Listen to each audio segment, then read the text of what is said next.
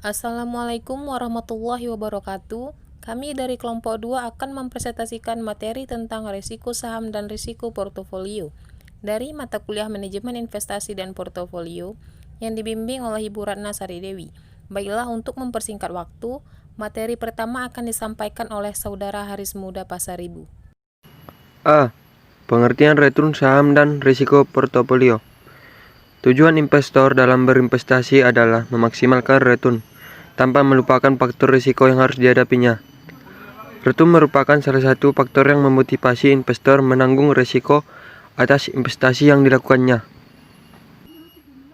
B. Return saham. Sumber-sumber return investasi terdiri dari dua komponen utama, yaitu yield dan capital gain. Yield merupakan komponen return yang mencerminkan aliran kas atau pendapatan yang diperoleh secara periodik dari suatu investasi. Yang kedua, capital gain. Sebagai komponen kedua dari return, merupakan kenaikan harga suatu surat berharga maupun surat hutang yang bisa diberikan keuntungan bagi investor. Secara matematis, return total suatu investasi bisa dituliskan sebagai berikut. Return total sama dengan yield tambah capital gain. Baiklah, saya Khadijah Anissa sebagai pemateri kedua akan menjelaskan tentang C. Resiko saham. Ada beberapa sumber resiko yang bisa mempengaruhi besarnya resiko suatu investasi. Sumber-sumber tersebut antara lain, yang pertama yaitu risiko suku bunga. Maksudnya yaitu perubahan suku bunga bisa mempengaruhi variabilitas return suatu investasi.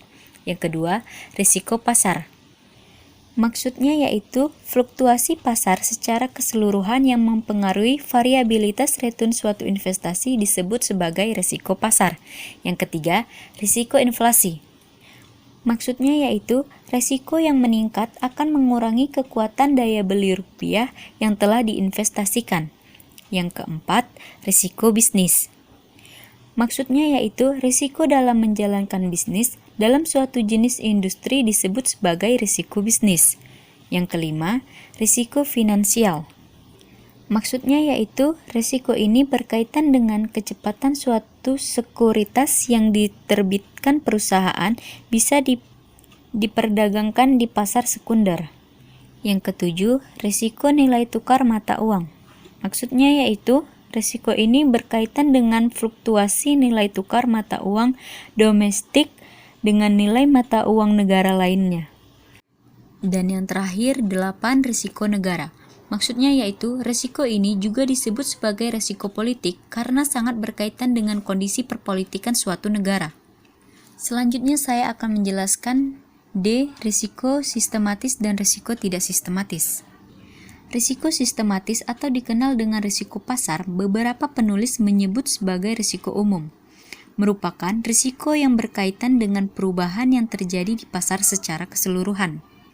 Sedangkan risiko tidak sistematis atau dikenal dengan risiko spesifik adalah risiko yang tidak terkait dengan perubahan pasar secara keseluruhan. Sekian penjelasan dari materi saya, selanjutnya akan disampaikan oleh pemateri berikutnya. Baiklah, selanjutnya saya akan menjelaskan materi tentang estimasi return dan risiko sekuritas. Return investasi hanya bisa diperkirakan melalui pengestimasian. Return investasi di masa datang adalah return harapan dan sangat mungkin berlainan dengan return aktual yang diterima. Jika seorang investor misalnya mengharapkan return suatu investasi sebesar 10%, maka mungkin saja tingkat return aktual yang akan diperolehnya tidak sama dengan 10%. Bisa kurang atau lebih. Di samping mengestimasi return harapan dari suatu sekuritas, kita juga perlu menghitung beberapa besarnya risiko yang terkait dengan investasi pada sekuritas bersangkutan. Risiko sebagai sisi lain dari return menunjukkan kemungkinan penyimpangan antara return harapan dari return aktual yang diperoleh.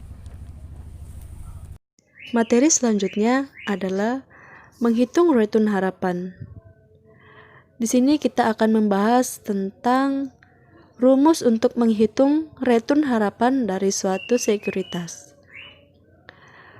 Rumusnya yaitu IR sama dengan sigma N per I sama dengan 1 dikali RI dikali PRI. Contohnya, kondisi ekonomi. Yang pertama, ada ekonomi kuat. Probabilitas 0,30, return 0,20. Yang kedua, ekonomi sedang. Probabilitas 0,40, return 0,15. Ketiga, resesi. Probabilitas 0,30 dan return 0,10. Di sini kita akan menghitung return harapan dari sekuritas ABC tersebut. Bisa dihitung dengan rumus di atas, seperti berikut ini. ER sama dengan 0,30 dikali 0,20 ditambah 0,40 dikali 0,15 ditambah 0,30 dikali 0,10. Jadi, semua angka itu kita jumlahkan dan hasilnya adalah 0,15. Kesimpulan dari contoh tersebut yaitu return harapan dari sekuritas ABC adalah 0,15 atau sekitar 15%. Materi selanjutnya, metode aritmetik min. Metode aritmetik min ini adalah metode perhitungan statistik yang biasa kita pakai untuk menghitung nilai rata-rata dan biasanya diberi simbol dengan X bar. Secara sistematis, rumus aritmetik min ini biasa dituliskan sebagai berikut. X bar atau rata-rata sama dengan sigma X per N, di mana rumus tersebut adalah penjumlahan nilai return selama suatu periode dan N adalah total jumlah periode. Baiklah, saya akan menjelaskan tentang estimasi return dan risiko portofolio. Mengestimasi return dan risiko portofolio berarti menghitung return harapan dan risiko suatu kumpulan aset individual yang dikombinasikan dalam suatu portofolio aset. Keunikannya adalah untuk menghitung risiko suatu portofolio, kita tidak boleh hanya menjumlahkan seluruh risiko aset individual, tetapi juga harus memperhatikan komponen risiko akibat keterkaitan antar aset tersebut. Selanjutnya, rumus untuk menghitung return harapan dari portofolio adalah sebagai berikut. Kita ambil sebuah contoh, sebuah portofolio yang terdiri dari 3 jenis saham. Saham tersebut yaitu ABC, yang kedua DEF, yang ketiga GHI. Menawarkan return harapan masing-masing sebesar 15%, 20%, dan 25%. Misalnya, persentase dana yang diinvestasikan pada saham ABC sebesar 40%, saham DEF 30%, dan saham GHI 30%. Maka return harapan dari portofolio tersebut adalah return yang diharapkan dari sekuritas sama dengan 0,4 dikali 0,15 ditambah 0,3 dikali 0,2 ditambah 0,3 dikali 0,25 sama dengan 0,195 atau 19,5%. Selanjutnya, menghitung risiko portofolio. Menghitung risiko portofolio tidak sama dengan menghitung return portofolio, karena risiko portofolio bukan merupakan rata-rata tertimbang risiko masing-masing sekuritas individual dalam portofolio. Dalam menghitung risiko portofolio, ada 3 hal yang perlu ditentukan. Yang pertama, varian setiap sekuritas. Yang kedua, kovarians antara satu sekuritas dengan sekuritas lainnya.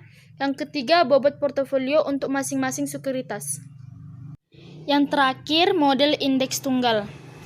Asumsi yang dipakai dalam model indeks tunggal adalah bahwa sekuritas akan berkorelasi hanya jika sekuritas-sekuritas tersebut mempunyai respon yang sama terhadap return pasar.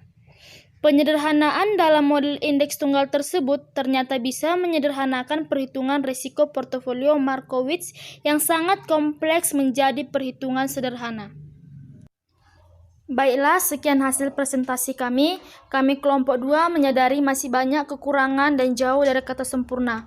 Untuk itu, kami mohon kritik dan sarannya untuk perbaikan ke depannya.